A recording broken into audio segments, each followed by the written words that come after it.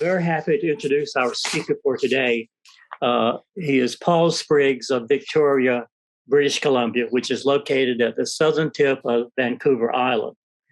Paul has been rock gardening for almost 25 years and has been building crevice gardens for 16 of those years, a skill that he learned from the Czech gardener Zdeněk Zelenek, or ZZ as he's called. Paul is an avid plant explorer and a photographer, and he owns Spriggs Gardens landscaping company there in Victoria. He is currently the president of the Vancouver Island Rock and Alpine Garden Society, or VIRAGS as it's called. VIRAGS is the oldest rock garden society in North America. It was founded in 1921 and predates NARGS by some 22 years. Paul and Kenton Staff of Colorado are co-writing a book on crevice gardening in North America, which will be published next summer. Both Paul and Kenton received a grant this past summer from the NARGS Norman Sanger Endowment Fund to help support the publication of this book. Paul is with us this morning from Victoria. It's a little after 7 o'clock there. I understand he's already had a couple of cups of coffee. He will be talking about the history of crevice gardening and how this style of gardening allows us to push the limits on the kinds of plants that we can grow. So let's give a virtual welcome to Paul Spriggs in Victoria. Welcome, Paul. Hi, everybody. I'm just going to share my screen to get started here and go on to my slideshow. It's coming through, Paul. Okay. Slideshow. Where's my from beginning? Okay. Should be there in a second. How are we looking? Does that look right? Looks good. Thank you. Okay, great. Okay, well, first of all, thank you so much for asking me to speak to your club today. It's always an honor, and I'm always so excited to share what I know about this, newish art within rock gardening. I first gave this talk to the NARGS study weekend last February, and this is only the second time that I've given this talk. But I'm excited to because it's a very niche topic. As Bobby mentioned, we're just wrapping up a book, and a lot of the research that went into that book didn't end up in the book. You learn a lot when you're researching, and because it's so niche, who really cares about the history of crevice gardening except NARGS members? So this gives me a window to actually get some of the information out that I learned that is not going to be in the book, because the book has limitations, and a lot of what's in here is fairly. So, of course, I have lots of other talks on construction and design and plants and all that kind of stuff, but this is really more of a historical talk, and we're going to talk about crevice gardening within the context of the broad history of rock gardening. So, let's move along. First of all, for those of you who don't know me, I live on Vancouver Island, which is on the west coast of Canada. It's actually the largest island on the west coast of North America. It's something like 800 kilometers long, so it's quite large. This is the highest point, a very special place for me, a fairly inaccessible mountain, the Golden Hind at 2,200 meters.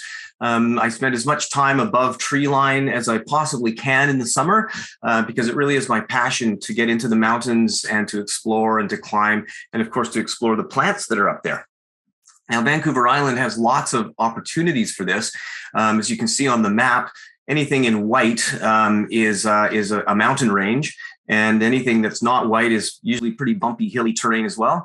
You see a lot of white, and that would be the coast ranges. The highest peak there is 14,000 feet, which is around the same height as Mount Rainier. So there's no end to the fun in terms of our ability to explore. Of course, we've picked all the low-hanging fruit over the last 30 or 40 years. And so now we tend to go a little more off track and get into slightly more remote areas. I know with COVID, everyone was saying, well, everyone's going camping and you can't find the place to yourself. Well, where we go, multiple trips a year, we never see anybody. And that's because we're always well off the beaten path, looking for things that, or going places that few people go. So here's a shot from the coast ranges of the Stein Divide here in British Columbia. And typically, as I said, if I'm a happy camper if I get above the tree line 3 to 4 times a year, just to spend some nice relaxing days up there, up in the mountains.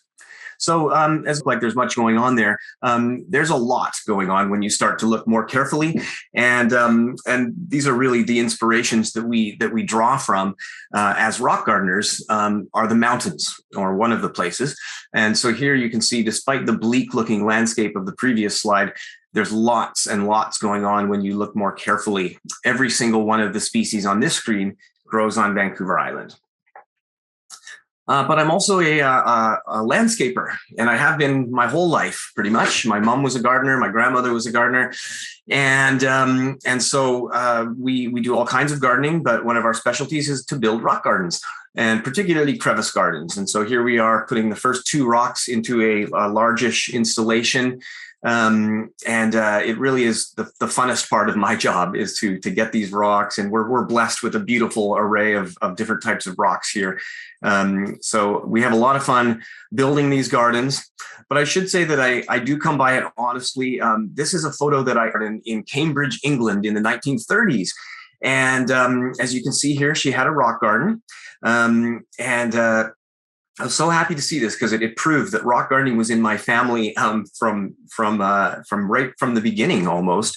I do mention when I look at this picture that my grandmother probably did not read Reginald Ferrer when she built this garden, because I see some almond puddings and dogs' graves in here. Ferrer was very, very critical of anyone who placed their rocks in a very haphazard way. He called them dogs' graves. And so there's a little bit of that going on here, but we've corrected that now, almost a century later. So when you take a mountain boy and a landscaper, what you end up with is a rock gardener. That's a pretty common combination. And as was mentioned in the introduction, I'm also the president of the Vancouver Island Rock and Alpine Garden Society, and we are celebrating our 100th year this year in the world. We are an independent club, and the reason we're so old is just because of our lineage from England, and also from the climate we live in is such a perfect place for growing rock garden plants. So we kind of got a little bit of ahead of the game there back in the day. But in 1921, we've learned a lot through researching the club. Women were not allowed in the club in 1921. And another thing I learned is when I joined 22 years ago, there was a dress code. Little did I know. And that explains why nobody talked to me for this first couple of years. So now 22 years later, I'm the president. Anyway, so I need to talk about my mentors. And this is kind of where some of the history starts. As we mentioned already, Zdeněk Volanek, I'm going to call him Zizi from now on. His name is relatively hard to pronounce. He's from the Czech Republic. He refers to himself as a true Prague boy. Very proud Czech, and his parents in Portland in 1981. And Zizi consequently moved to my town of Victoria with Joyce and lived there for a couple of decades. Of course, he was a member of our rock garden club, and whenever he needed some extra muscle to build a rock garden, I was the guy he called. So that was many, many years ago. And together for a good many years, we built rock gardens.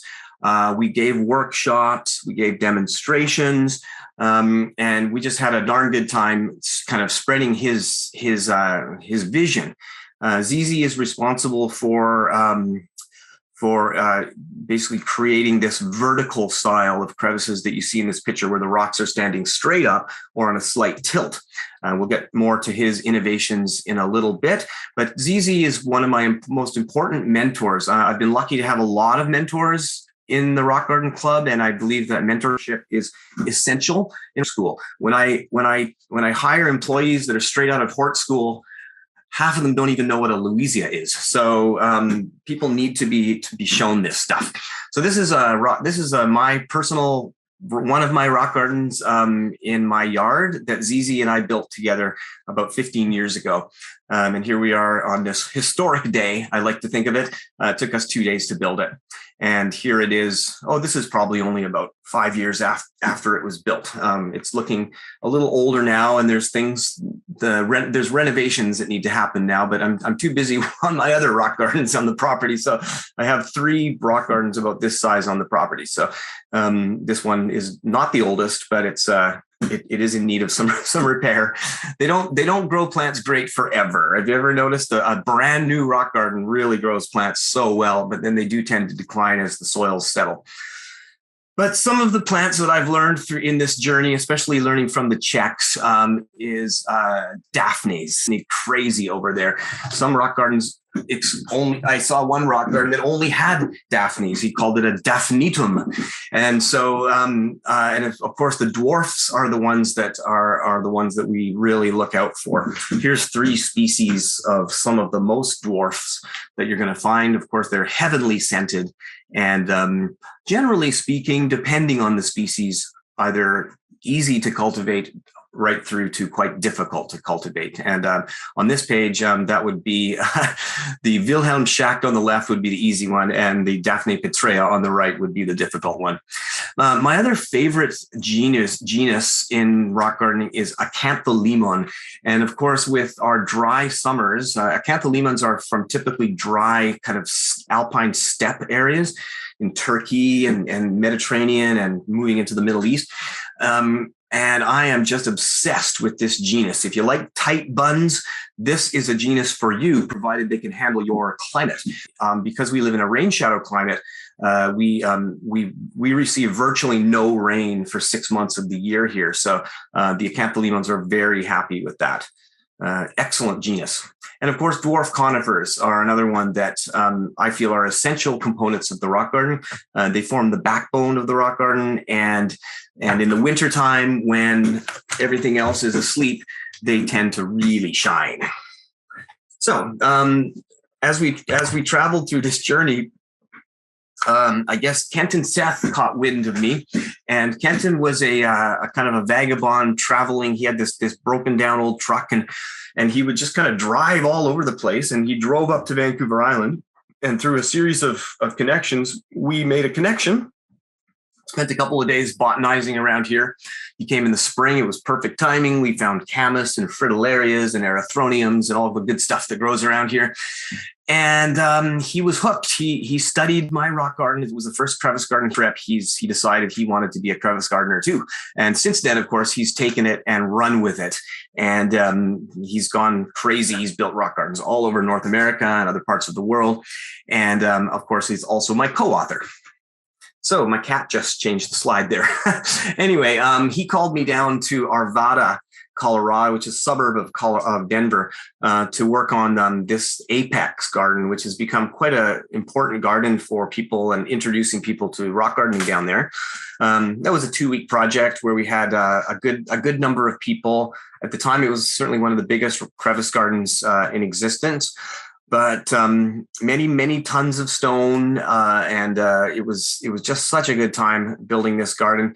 As you can see, it features very broad, dynamic boulders, and the style that we like to build these gardens in is very high and bold. We don't like to grow them. We don't like these flat crevice gardens because we're trying to build little mountains here. And if I had a nickel for every time Zizi said to me, "It must be higher," well, then I'd be a rich man. So anyway, so lots of good times at Apex. And I love these shots. The first couple of rocks, if you want to feel a bit of a daunting feeling, actually Kenton brought me to this spot at night. We drove straight from the airport to this site. It was dark, and he'd placed these 4 or 5 rocks in. It's like, this is just the beginning. So anyway, that's what Arvada looked like as we got started on it. So lots of fun. And then when I was in Denver, I discovered about these other beautiful dry plants, particularly Aloinopsis, which is in the Isoaceae family. This is an absolutely gorgeous genus from South Africa, and one that I've only learned about since going to Denver. They're relatively new in cultivation, and again, if you have the right climate, they will perform coast rock garden here. I think I'm the first person in my city to grow these, and it's doing pretty well. Doing quite well. It's 3 years old, and it's probably about 5 inches across now. So of course I also have it growing out of a absolute vertical crevice. So the drainage is perfect. And then also Eriogonums. Now Eriogonums are a genus that I've known for many years, but I've only recently kind of clued into the really dwarf ones. The best of them is Eriogonum ovalifolium, just one of the most gorgeous things, which occurs naturally, within a couple of hours drive from my house, except that I have to take a ferry because it's in the Olympic Mountains of Washington State. So, of course, that invisible line makes it harder to go and visit those plants. But Eriogonums are another one if you're into dryland gardens. And then Kenton and I, as we mentioned, here we are at Apex. This is actually 2016 when we went to the conference in Steamboat Springs, and we met up with Susan Sims, who was the person that initially said, "You guys should write a book." We were driving from Denver to Steamboat Springs, and she planted that seed in our heads. And now 5 or 6 years later, here we are. So we've worked together on a few gardens down in the States. It seems that whenever he has a quite large project, I get called, which is awesome because we get to hang out. And so one of those was Cheyenne Botanical Garden. Susan was there as well. We had a bit of an editorial meeting, and also other people who are getting into the fold of rock gardening, other young people getting some new blood into the organization. And then, of course, just a lot closer to me, Far Reaches Farm in Port Townsend, Washington. This is all of 40 kilometers from where I live, although it seems like a world away, especially with COVID. I can't cross that border with any ease. So we do have a plan to come down and finish this garden off in March. But take a look at this beautiful rock. It's a Montana fieldstone. Oh, couldn't ask for anything better for crevice gardens. So this is, of course, the day we were built. And so just some other shots of some construction that we've been doing. This is one of my bigger gardens on Vancouver Island here for a private customer. Here it is the day. You can't see the whole thing, and it wraps around where all that dirt is, and there's more behind us. But it took us a whole summer to build it.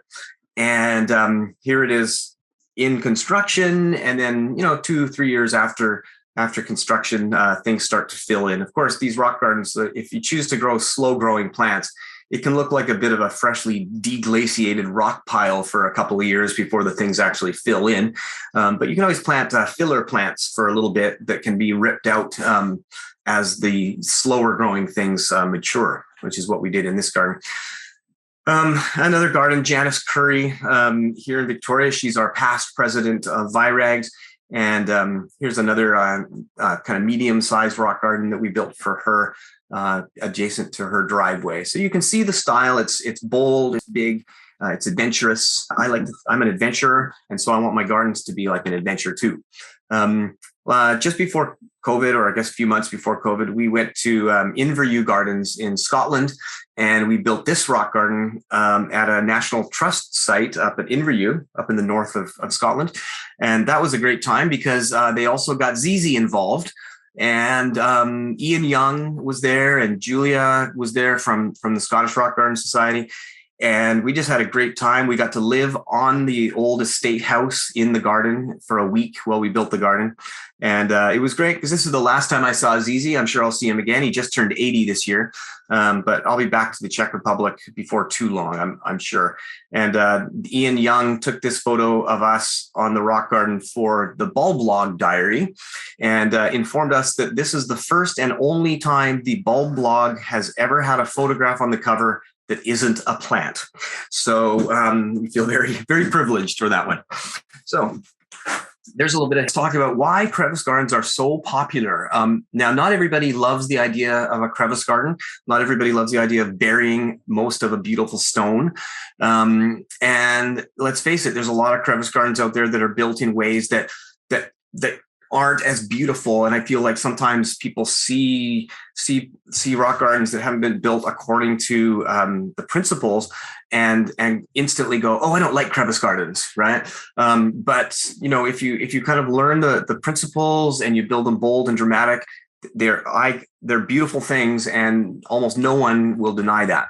So that's the aesthetic. They're beautiful interpretations of nature, but they also grow rock plants better than other forms of rock gardening. And we're going to get into that in a few minutes. So as far as the aesthetics go, what we're doing is we are mimicking naturally stratified rock.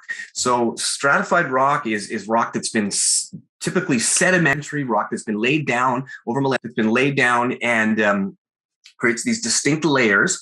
And then as time goes by, the tectonic forces are going to tilt those layers to all kinds of different angles. You see here's a bit of a 45 degree. And so this is what we're emulating when we're building these crevice gardens. We're trying to kind of build an outcrop that looks like something that's been heaved up and tilted by these tectonic forces. So you can see here on Vancouver Island, this is Vancouver Island here. This is also Vancouver Island. This is the type of rock we use. It's a schist. It's kind of somewhere between slate and shale. And the rock I actually use, to be perfectly clear, is a phyllite, which is kind of its own kind of version of slate and shale. And so you can see we got lots of good stuff here, but there's examples all over the world of tilted stratified rock. So here's Worm's Head in Wales. You can see the whole landscape is tilted. You can see the angles of the rock that horizon of those hills. So it's kind of that's the inspiration that we take. Here's two pictures. The one on the left is my rock garden the day we built it, and the one on the right is a natural limestone outcrop on the mountains of Vancouver Island. So you can really see the similarities there. And of course, when you do build a rock garden like this, you want to make it look like it's only the top part of a large piece of bedrock that's just descending underground. And so that's why we're always very adamant that the returns, which are the edge rocks of the garden, flow very nicely to the ground so that they have a very natural return, kind of implying that it's just a piece of bedrock that was never blasted away when they built the house, kind of thing. There's a lot of design principles, but again, that's kind of a different talk. So very important in rock gardening is drainage. And we achieve this by a couple of different ways. Surface drainage is where the water just, because of the sloping form of the garden, the water tends to just pool off the top. As you know, rock garden plants hate their stems and crowns sitting on moist soil. So drainage is, as these rocks are standing straight up and down, and they're filled with a very gravelly, sandy soil, the water is going to go straight down through the crevices to keep these plants, to keep the most even moisture consistency that you can possibly have. Let's go back here. You also have a variety of microclimates. So you have your shady side, your sunny side, and so you can really choose what you're going to plant based on the kind of microclimates of the garden. A few other things to think about. Once the rock gardens are established, they tend to not need a lot of water. And that's because a few things are happening on the inside. If you have moisture in the air during hot days, it'll actually accumulate on the insides of the crevices. You stick your finger in there and you'll see it's actually not dry, even though you haven't necessarily been watering. Capillary action will also draw water up from below if there's any kind of a reservoir or kind of more of a clay-based soil underneath the garden. And then, of course, with the crevice plant roots and temperature extremes that would happen further up in the garden. Now, as you see in this photograph, you see no soil. There's no dirt. It's all on the inside of the garden. And that's super important because what that encourages is as the plants grow, the stems of the alpines ripen more quickly. And that hardens them off for winter, but it also makes them less susceptible to pathogens like fungus that can really wreak havoc on the rock garden plants if they are sitting on moist soil. So the crevice garden takes care of that. Now, you can have all different types of crevice gardens. You can do them extremely tiny, like this little one by Chris Dixon. He lives in Victoria here. There's a little mini crevice garden. You still get the same drama, you still get the same adventurous spirit, but it's just in a pot that's only about a foot across.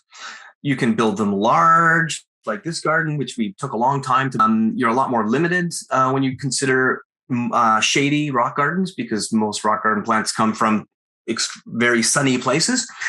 But here, Danny Fortin in Qualicum is growing miniature hostas, conifers that can handle the shade, Saxifraga fortuni, those types of things.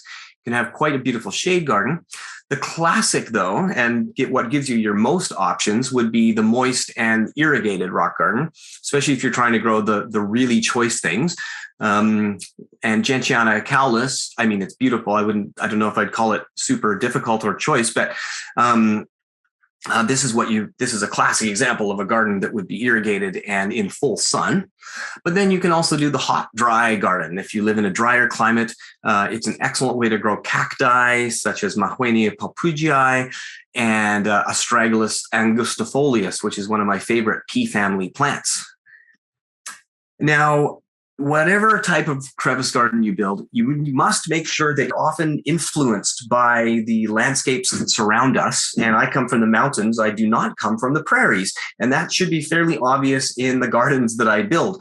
My influence, as I mentioned before, is what I see around me on my island, which is dramatic and craggy and adventurous. You know, the kind of mountains that kind of terrify you when you look at them. That's what you want in your rock garden. Excuse me. So just to point out some here's an example where our rules have not necessarily been known or followed, where you've got you can see there's an attempt at some stratification here, but the crevices are very wide, and there's no relief, there's no height. The whole garden is flat. So let's go for big, bold, dramatic. Here's my rock garden with Primula marginata. As you can see, they're hanging off of a vertical cliff. If you build your, just to sum up here, sedimentary rock is typically what we use, but not always. I love to use a variety of sizes. And I think this is one of the big things when people say they don't like crevice gardens, is if every rock is the exact same width, it tends to look almost too even or kind of like a loaf of bread. Whereas if you mix up your rock widths and lengths, then you end up with a much more natural looking garden. So I go everything from large boulders to just tiny little slivers, and that creates a nice diverse natural look. All courses are put in parallel, so you create that nice crevice. And then this is very important and a very commonly asked question: how wide should the crevices be? Our general rule is 1 inch wide. So anything wider and you start to lose that crevice effect. And you can go narrower, because a lot of crevice plants will grow in actually the tightest of campanulas are quite good for that. They tend to really get the finest roots in between the tightest crevices. But if you go for 1 inch, then you're pretty good for everything. And then 12 inches deep minimum if possible. Lots of things can handle less than 12 inches for sure. But some things, particularly things with tap roots, they want to shoot that root down really fast and quite deep at times. Another good reason to build them high. And then of course we set the stones vertically or gently tilted to give just a slightly bigger sense of drama. Now, there have been many fads in rock gardening through history. This is a picture of Wisley Gardens in the UK. It would have been built over 100 years ago. And this is the kind of blocky sandstone, what modern rock gardeners might call the wedding cake look. Kind of a terraced sandstone look. It's the same look that you see at Kew Gardens. And that's, of course, the rock that they used in southern England. But that's not the only way. There's so many ways to grow rock plants. One of them is the planted wall. Here's one in the Munich Botanic Garden, which you could call this a horizontal crevice garden. We have the moraine. We have the scree, we have the alpine lawn. These have all been fads that have come and gone, or not necessarily gone, but they've come in and allowed people to grow these plants with some success. Of course, tufa has long been a favorite medium for rock gardeners. And, if you go to Europe, you'll see this tufa wall all over the place because, of course, a lot of these plants, the really choice stuff grows best in tufa. And of course, no one doesn't know about troughs. Troughs are kind of a great classic way to grow alpines and to display them and to keep them away from the big herbaceous perennials in the garden and whatnot. So all those things have come. Some of the latest and the greatest is crevice gardening. So this is where we're going to talk a little bit about where the short history of crevice gardening comes in. So now everyone associates crevices with the Czechs, and it's true that they invented the crevice garden, but people have been gardening in crevices for many, many years. The first I found is 1833. Now, Robert Mallet was a geologist, and he was also a gardener. And so he knew his rocks and he knew his plants. And in 1833, he wrote, "Rocks are only found in two forms in level ground, namely as strata and as boulder stones." Now, what we're looking for is the strata. Where the rockwork is to be constructed of stratified stones, the former arrangement will be the best, for the artificial strata may afford fine nooks for plants. So in 1833, he had already kind of figured out the crevice thing. Now, move ahead to 1867.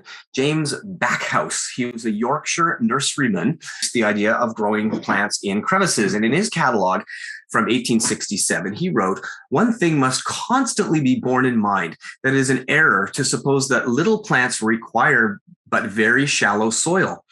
As narrow a crack or crevice as you please, only it must lead to an abundant supply for deep-rooting hungry fibers that hate the irregularity of temperature and moisture inseparable from a shallow soil."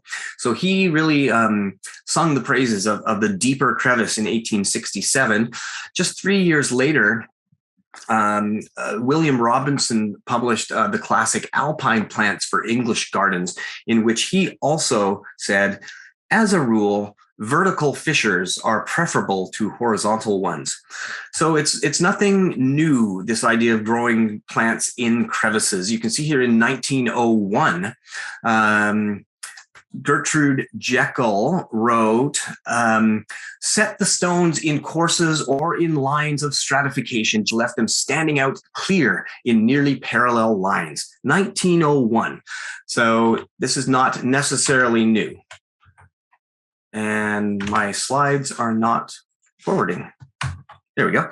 Now, in 1930, we find the first. This is right around when the Alpine Garden Society in England was just getting started. 1930, the very first. This is significant. The very first journal, the very first edition of the journal. It has this image in it of a crevice garden built in a trough, 1930. So again, we're going back a ways. So the point of this is that the crevice is actually not a new way to grow rock plants, but no one had ever called it a crevice garden before, where the garden was specifically built to have as many crevices as possible. That's where the Czechs came in. But you can see here in this picture on the right here by Simon Jeune, some of our crevice garden constructions today. And as you can see here, Will Ingerson in 1952, he said, "The simplest basic rule for use in building a rock garden is to remember always that the rocks should look as if they have been there since the beginning of time and have merely been uncovered by natural erosion of the soil." So those are definitely words to live by. Now, it's very tempting to think that rock gardening only originated in the UK, especially living in English-speaking North America. We tend to get this British stream. But little did I know, up until I went to Europe, that there was actually a lot going on even closer to the Alps than the Brits were. A lot of botanical gardens that surrounded the Alps would have rock gardens in their main display areas, but also have satellite gardens up in the mountains nearby. Perfect example of that is the Munich Botanical Garden, which has the Schacken Garden, which is just an hour and a half drive away up into the Alps. Even high elevation rock gardens in the Alps. And today they don't all survive, but the Schacken is one that does. And so a particular hotspot for rock gardening was this area around Munich and Vienna. There was a man named Franz Sundermann who had a nursery there. He was the first saxifrage hybridizer. And these cities are very close. They're only about a 4-hour drive apart in today's world. And so there was a lot of cooperation going on between these cities. Now, you must remember that this area was very different back then. The Czech Republic was not a country. It was a kingdom, which was part of the greater Austro-Hungarian Empire. Now, as you can imagine, politically speaking, there was a lot of people from Prague who had been serving the emperor in Vienna. And as it happens, the emperor in Vienna was a rock gardener. Emperor Franz Joseph at Schönberg Palace in Vienna. He had a rock garden built Prague. Now, connected with Emperor Franz Joseph was agriculture minister Arnost Silva Taruka. He was from Prague, and he served the emperor, as I mentioned, as agriculture minister. He was a gardener. He was also a rock gardener, and he after the empire collapsed after World War I, he moved to Průhonice Park and Gardens just outside of Prague. Now, he built a massive rock garden, and he built it out of right on the natural bedrock of the existing site. The garden itself, as you can see by this picture, this is just one very small portion of it. It probably stretches for 150 meters along a pathway, but then rises up 50, maybe even to 100 feet above the path. And it's all rock, and it's one massive rock garden. It had a huge influence on Czech rock gardening starting in around the 30s. As well, Taruka wrote books on it. In 1929, just to indicate, Joseph Čapek wrote The Gardener's Year. And it's a 12-chapter book. Each month gets a chapter. And the month of May is devoted strictly to rock gardening. And in it, he writes, the great pride of the gardener is the rock garden. It gives the owner the opportunity to perform hazardous mountain feats. So he was thinking adventure even back in 1929. So nothing new here. But as time went by, you got to remember the Czechs were under communist rule for a huge chunk of the past century. And they were prohibited to travel west without special permits. So, but they had a lot to say. And if you actually go back through the NARGs and ARGs bulletins, you will find that there's a disproportionately high number of submissions from the Czechs. As you can see here, 2 of them, I believe these are from the early second harvests and among hot rocks. So again, when I was researching for the book, I came across all of these articles, and it became quite clear that the Czechs were very important rock gardeners at this time. Now, the Americans would actually host the Czechs in ways that would allow them to come to North America and join into the conferences. So fortunately, they were able to share their knowledge. And then a very important conference, and I would call it the point of contact for crevice gardens in North America, was at Alpine 86, when Otakar Vidra gave a presentation and wrote this article called In Czechoslovakia. This was the first time that North Americans had actually heard of crevice gardening. And he wrote in this article, I attribute these good results to a rock gardening method that seems to be more effective, offer more possibilities, and give better results than the classical one. The method is crevice rock gardening, 1986. The crevice garden. And you can't talk about it without talking about Joseph Halda. Now, most rock gardeners know about Joseph Halda. He's a celebrated botanist, author, seed collector, garden builder. He's credited with inventing crevice gardens. So let's be clear, when it comes to the term crevice garden, I don't know if he coined it so much, but he was building the first crevice gardens in, I would say, the late 70s or early 80s. And ZZ, my mentor, he built his first rock garden with Halda at their club demonstration garden in Prague in 1981. Now, Halda's style was different from the current style that we see. His boulders were set more of a 45-degree angle, not vertically. And so what happened, anyway, as time went by, different people have, particularly English-speaking Czechs, especially now that they can travel more freely, have been coming to North America, building gardens and spreading the word. Wojciech Holubec is one of the passed away, Ota Vlasak.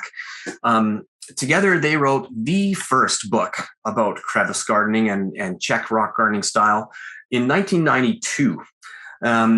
Unfortunately, it is in Czech and consequently was not too useful for the rest of the world. But it's interesting to see that in 1992, Holubec and Vlasak wrote this book. Now, Zizi came along next, and what he did is he took the 45-degree slant and he tilted it to vertical.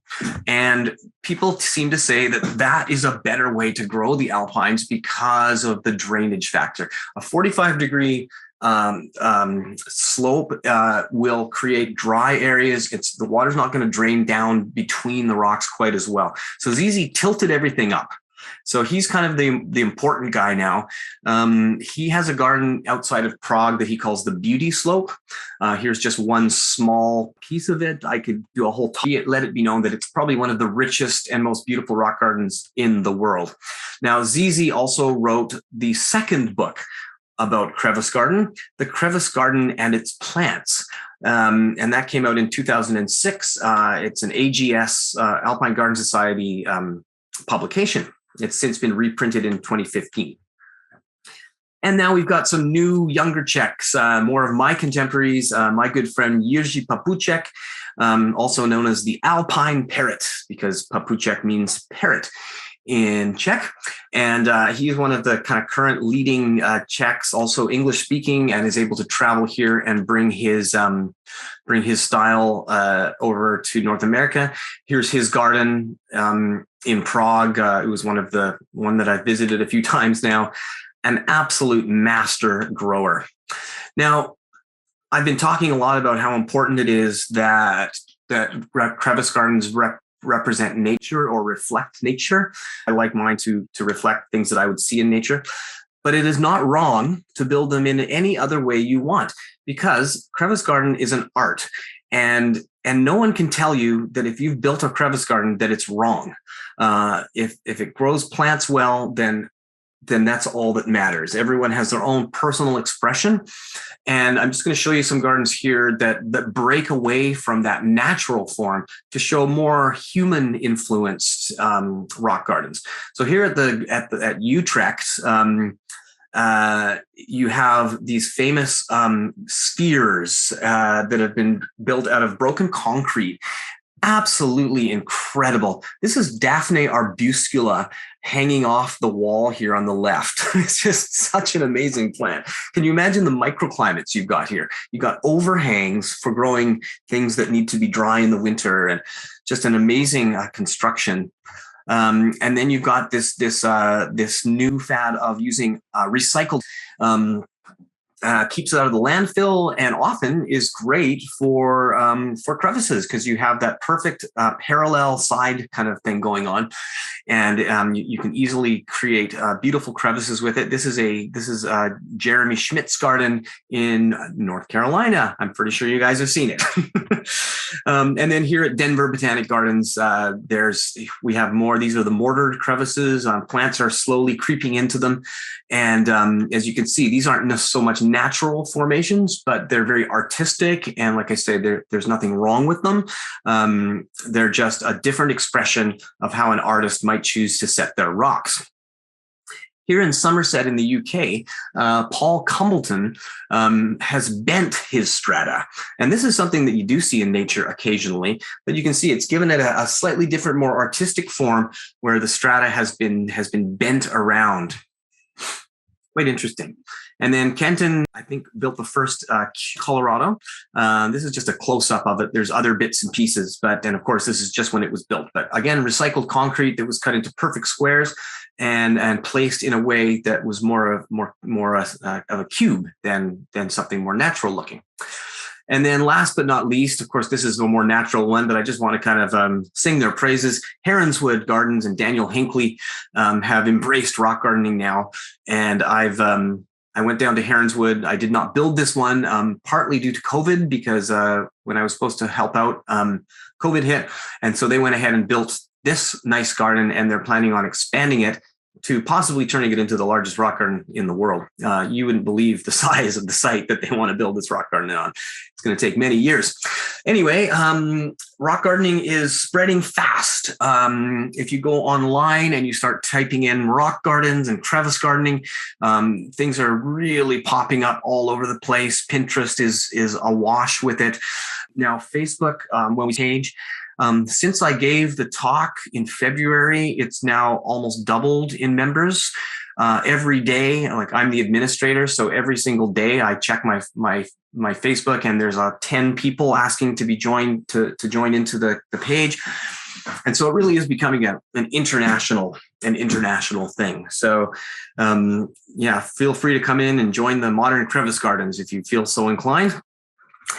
And last but not least, I want to talk about our book. So like I mentioned at the NARGS 2016 conference in Steamboat Springs, we hatched the idea of writing a book about crevice garden. It is a North American book, but it's not North American focused. Because Kenton and I are both from North America, it's heavily North American influenced. But our target market for it is an international market. And fortunately, our publisher is willing to translate it of having this finished. We're about to be done. It's going to be sent to the printer any day now. And the title, after many iterations, is called The Crevice Garden: How to Make the Perfect Home for Plants from Rocky Places. And I just want to tell you, despite the dauntingness and the struggles and the emotional roller coaster that's involved in writing a book, now that we've come through it, it's turned into a beautiful piece of art. And Kenton and I couldn't be happier with it. And we're so excited for it to get into our hands sometime next spring 2022. Unfortunately, with supply chain stuff and ships waiting in ports and all that type of stuff, there's no guarantees. But we've waited this long, so a few extra months isn't going to kill us.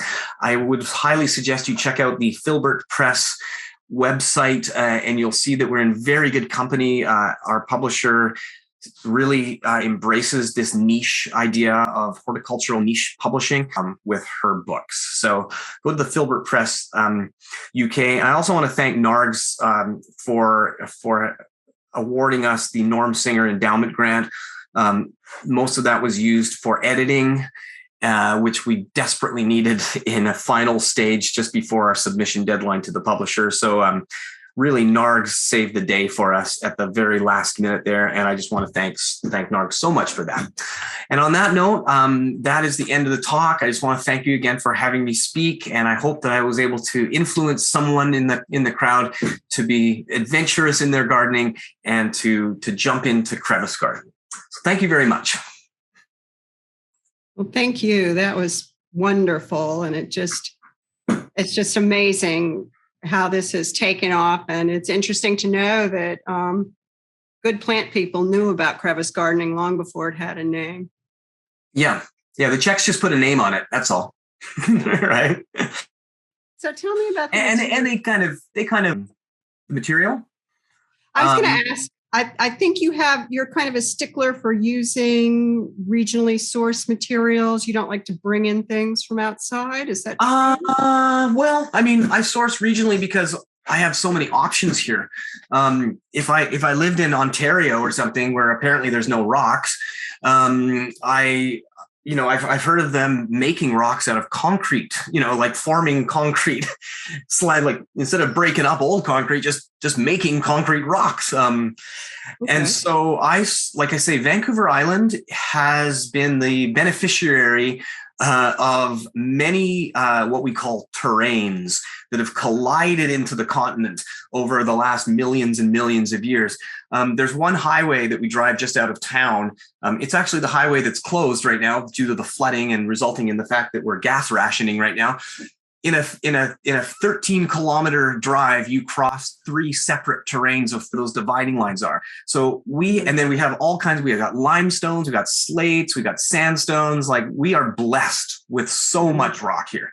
Whenever visiting rock gardeners come and we show them around the city, they just can never believe, because all our roads, they've had to cut into big boulders to build the roads, and everywhere you look, there's ferns growing off rocks, and it's crazy. So I'm so lucky that I can get rocks from, like, literally the quarry I go to is a 20-minute drive from my house.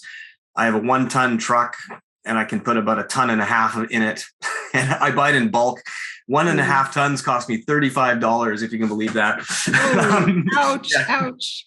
Yeah, but you're taking your life. You're taking your life into your hands going out there. Of course, it's hard hats and boots and safety vests, and stay away from those massive trucks that are blasting the rock all around you. Right? It's a kind of intimidating place to be, but I'm used to it now. So, but yeah, no, I'll source my rocks from wherever. Like, if someone wants to just, makes it easy for me. I don't have to go hand pick it, right? But I should say, hand picking is the best way, because then you can pick according to your project. It's a little intimidating when you just show up and a bunch of rock's been brought there for you. Sometimes the rock, quite frankly, isn't that good. And the final result of your rock garden often depends on not only the skill of the constructor, but also the quality of the rock. And so I'm lucky, because I have such nice rock here. I can really work with it to make it look quite natural. So, yeah. Any other questions? Yeah. See, I haven't seen any questions in the chat. Okay. I've encouraged everyone to unmute their microphones to ask a question. They can still do it in the chat too if they're a little shy. Yeah. Yeah, everyone's very impressed, and just well, thank you. The photos you have are stupendous. Oh, thank you. Some of those will be in the book. Of course, there'll be lots of surprises in the book. I don't want to give all the secrets out too soon. But, and like I say, it's been great to give a talk like this, because it is a bit of a niche kind of thing. The great majority of what I said in this talk is not in the book. I think the history section has all of 1 page, which is the way it works with books, right? We want to spend more time talking about the awesome plants than going on and on and on about the history, right? Yeah. But yeah, no, it's really satisfying to feel like I've coming to the end of this little journey where I'm just trying to get the reality is I think of myself as a hobbyist rock gardener. I mean, I'm a landscaper by trade, but my income comes not from rock gardening. Partly it does, of course, but and so my mission is not to kind of make money off all this. It's to just spread the word. And what it came down to is that there's not enough rock gardeners in this world. And when rock gardeners are the people you feel most at home with, you want there to be more rock gardeners in this world. And so that's really my mission, is for people to be exposed to it. Because as rock gardening has kind of been in decline over the last 20 years or so, fewer and fewer people see them. And if people don't see them, how are they going to know about them even, right? And so that's what this book is for. Both Kenton and I are in firm agreement that it's really mostly about popularizing rock gardening. And if we can do that through crevice gardening, like, it's funny because when you live in your own little life at home, you don't realize what the world is thinking. And what I've come to learn is that the world is now embracing crevice gardens in a way that crevice gardens might even be the catalyst that kind of rockets rock gardening back into popularity. And I've never been one to back down from a challenge. And, 15 or 20 years ago, when someone asked me to give me my first talk, I was totally shaking in my boots and terrified, but I knew I had to do it, right? And I've never turned down a speaking engagement since then. In the last, I think it was about 20. Yeah, it would have been 22 years ago. I gave my first talk to the master gardeners on how to garden with wildlife. I hadn't even been rock gardening yet, so that's, I guess it's working. The world seems to know about crevice gardens now, and that makes me very proud. Yeah, well, thank you. I mean, you're a real inspiration. And the first crevice garden I saw in person was at Arvada next to that pickleball court. And I knew Kenton was involved. I didn't know that was your work too, but bravo, what a magnificent garden. And it just kind of, it's not a beauty spot. There's like a community center and a pickleball court, and then this amazing garden. And it told me that you can do this at home. And I think it was the inspiration for people from all over the country who were there in Steamboat that year and came out to see that. So thank you. Yeah. No, like who would have guessed that it would have had such a big influence? But, like I say, there was a time, again, for my researching, that I read that in the 30s, saxifrages were just as popular as rhododendrons in the UK. Right. I would like to get back to that. Right. Nowadays, you can't even buy a saxifrage in North America practically, unless there's Reitman's and there's a few handfuls of places. Right. But, unless you're in Europe, where they tend to be a lot more prolific with their, saxifrage that have them. I'm lucky because I have about 160 different species here on my deck. But that's just because I've been well connected with global rock gardeners for many years. And saxifrages are one of my particular passions. They don't grow in the rock gardens as well here. Some do, but mostly they're in pots. But, I would love for saxes to become as popular as rhododendrons again.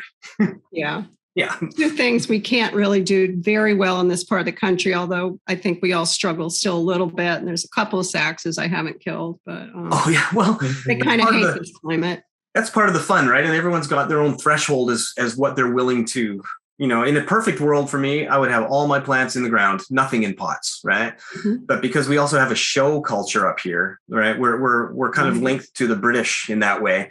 We still have our annual spring show, and I want to contribute to that too. So, when the terracotta pots are looking their best, it's nice to be able to bring them into a meeting or bring them into a show and show them. Who wants to visit my garden is welcome at any time. If I'm not home, just come on in. I don't care. I would rather you see the garden than be in Victoria and miss out. So if anyone's ever in Victoria, open invitation, come on by. I'm warning you, it's a minimum 2-hour visit if we want to get through everything. But it's lots of fun. And again, I always come away from it feeling so good because I've connected with other rock gardeners. And as I've gone through life, there have been places where I haven't felt at home and comfortable. But when I found rock gardeners, that's my place. And so the more that come and visit, the better. Awesome. Well, thank you so much. We did have a 2-word question in the chat just a moment ago, and not quite sure exactly what it means. So maybe we can interpolate from it. Okay. But the question was soil layers. And I know when I was looking at your soils in some of your photographs, and I can't remember if it was yours or someone else's, it looked like it just had the potting media that I use in my flower pots, a lot of organics and a little bit of perlite in one of the photographs. But maybe you can talk about some of the soils that you use. Okay. Well, the soils are super important. First and foremost, as all rock gardeners know, drainage is crucial. And so a lot of people, if you want it the most basic, simple, right? You guys have a summer rain climate. Yeah. You guys get a lot of rain in the summer. So if you want to keep it as simple as possible, one ingredient, coarse sand. Don't worry about layers. Don't worry about loam. Don't worry about any of that stuff. Coarse sand. So not masonry sand, not the kind of stuff they pour between paving stones on your patio to be brushed in. That's a fine hourglass kind of sand. This is a sand that has little bits and big bits, like, pieces up to like 2-3 millimeters, right? Little tiny mini rocks, but you don't want a lot of grittiness, sandiness to it. But if it's got too much powder, the fine stuff, that's okay to a point. But sometimes sand can have too much powder, and that can tend to clog the air spaces in the soil, and it can also tend to crust up in the sun. So after you've watered it, sometimes it'll form a crust, and then when you actually water after that, it'll be impenetrable. It'll run right off the top. So you can start with pure coarse sand right up to the tops of the crevices, and then your top dressing on top, right? But layering is definitely a thing too. When you think about it, quite often if you're building it in your own garden, you might be starting with a type of subsoil that's already there. There's no need to remove that. What we would typically do is we would dig over that subsoil. Say it's, typically in garden soils, you've got everything from a clay loam to a sandy loam, and anything can be underneath. The main thing you want to know is that as you move up in the and lighter, and when I say lighter, I don't mean weight, I mean more porous.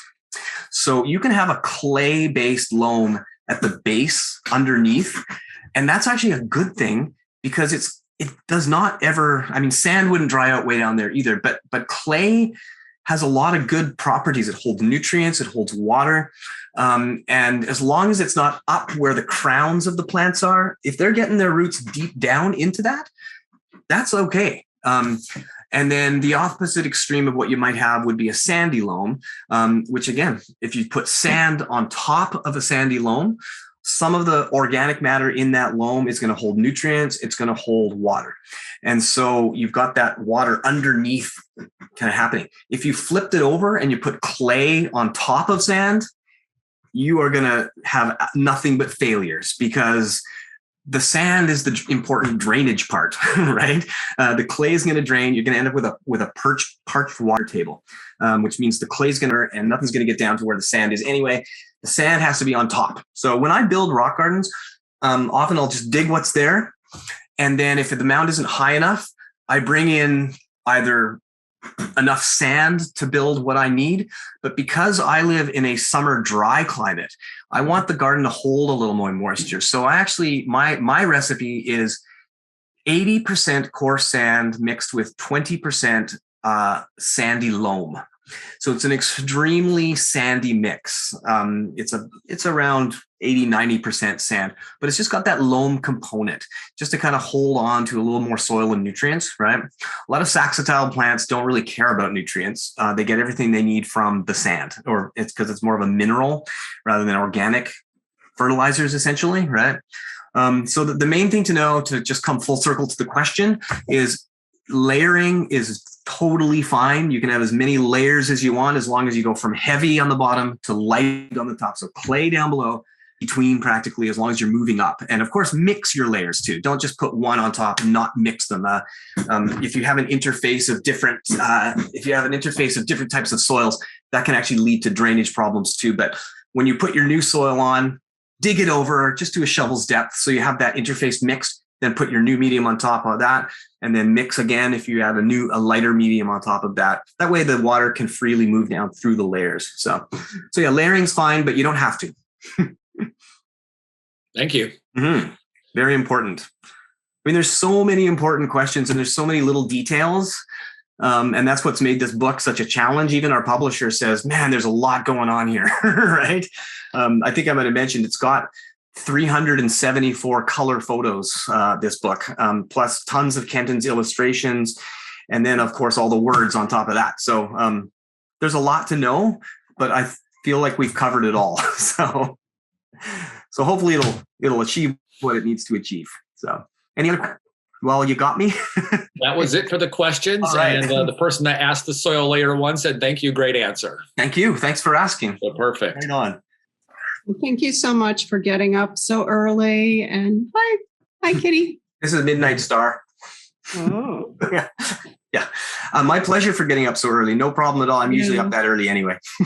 yeah. Well, it's just inspirational. And, even though you're in a totally different climate than we are, and we can use so many of these principles here. And I think that's the great thing about crevice gardening. Wherever you are, it can help you, because what I'm finding out in my journey as a gardener is, we think about exposure and nutrients and irrigation, and really a lot of times drainage solves so many problems that we think are coming from other factors. And if you can just give plants perfect drainage, they'll put up with a lot.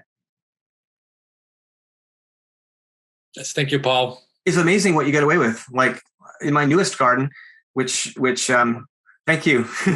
Yeah, you can get away with a lot in a crevice garden. That's the bottom line. Right? Yeah. Grow things that you didn't think were possible in your climate. Absolutely. Thanks, Paul. We love your enthusiasm. Well, thank you very much, Bobby. It's really great to see everybody. Cindy, I don't have did we meet at Steamboat Springs?